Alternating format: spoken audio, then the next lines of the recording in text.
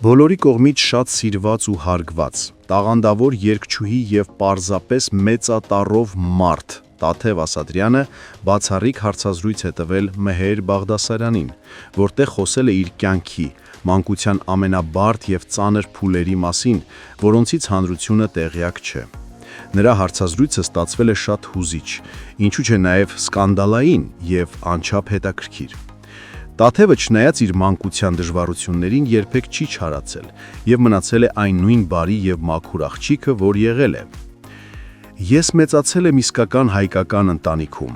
որտեղ ապրել ենք ես, մայրս, տատս, պապս, երեխաներն ու թոռները։ Պապս խորթ էր, տատս մեր ընտանիքի լիդերն էր, ինքն էր տան գլուխը։ Տատիցս հետո ամեն ինչ գլխի վրա շուռ եկավ։ Ես 8 տարեկան էի, պատահական ավտովթարից տատս մահացավ ու ես ու մայրս մնացինք մենակ։ Այնպես ստացվեց, որ մեզ այդ տանից դուրս հանեցին։ Ես կարծում եմ խորթ լինելը կապ ուներ, ու այս դեպքում խորթը մենք էինք։ Մայրս կորցրեց իրեն, հիվանդացավ։ Նա այնպես էր փոխվել, որ ոչինչ իրեն չէր հետաքրքրում։ Ես հաց կերել եմ, թե ոչ, դպրոց գնալուց ինչ պիտի հագնեմ, ընդհանրապես չէր մտածում ոչ մի բանի մասին։ 12 տարի դպրոց եմ գնացել, բայց մայրս այդպես էլ ոչ մի անգամ չեկավ ծնողական ժողով։ Ինքը փակվեց իր մեջ ու ինքն իրեն սպանեց այդ ցավով, պատմել է երգչուհի Տաթև Ասատրյանը։ Ես և տատիս կորցրի և մորս։ Այդ ամբողջ մտածմունքներն ու հոգսը մնացին իմ ուսերին, այդպես էլ մեծացա։ Հորս երբեք չեմ հանդիպել։ Գիտեմ, որ ընտանիք ունի, առողջ է, երբեք նրան տեսնելու ցանկություն չի եղել։ Երևի նրանից է, որ մայրս ինձ այս աշխարհում բոլորի փոխարեն սիրել է։ Հոր կարիք երբեք չեմ զգացել։ 6 ամիս ապրել եմ հիվանդանոցում։ Ես ցերեկները սովորում էի, գիշերներն էլ մայրիկիս էի խնամում։ Մեկը չկար հարազատներից կողքից, որ գոնե մի քանի ժամով գնայի տուն, դեղի հարց լուծեի, մեր հագուստները լվանայի եւ այլն։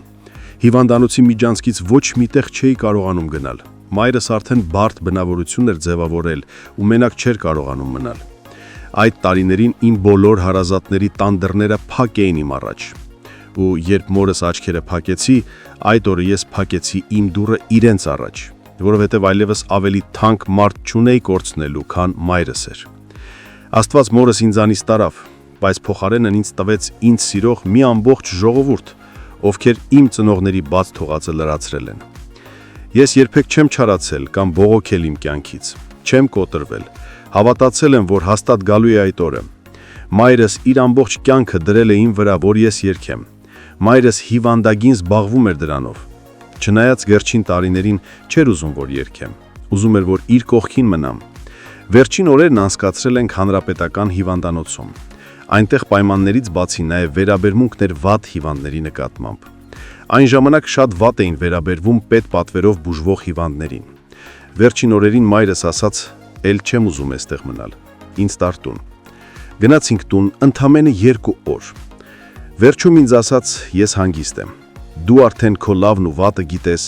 ես հանգիստ եմ, որ քեզ ուժեղ աղջիկ եմ մեծացրել»։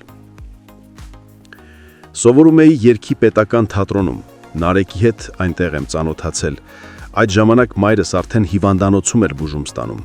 Դասերից հետո, որ Նարեկը ինձ պետք է տուն տանի, ասում էի ինձ իջացրու հիվանդանոց, մորս տեսնեմ, հետո ես կգնամ տուն։ Բայց տուն չունեի, ես այնտեղ էլ ապրում,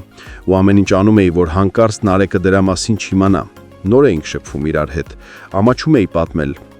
Նարեկը ինձ առաջին հերթին գրավեց որպես մարդ։ Ես այս կյանքում ինձ ոչինչով չեն կարող զարմացնել, ոչ իր ունեցածով, ոչ էլ անունով։ Ես մարդուց կարող եմ տպավորվել միայն իր մարդ լինելու համար։ Մարդը ինձ կարող է զարմացնել միայն մարդ լինելով, ուրիշ ոչ մի բանով։ Նարեկը շատ լավ մարդ է։ Ամենակարևոր բանը, որ մարդ պետք է իր մեջ ունենա, դա խիղճն է։ Կարևոր չէ երեխա ունենալուց տղաք ունենաս թե աղջիկ, երեխատ պիտի խիղճ ունենա։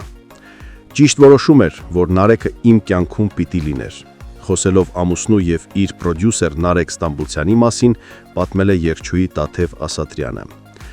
Հարգելի հետևորդներ, իսկ դուք արդյոք սիրում եք Տաթև Ասատրյան երգչուհին, և ո՞րն է ձեր սիրելի երգը նրա երգացանկից։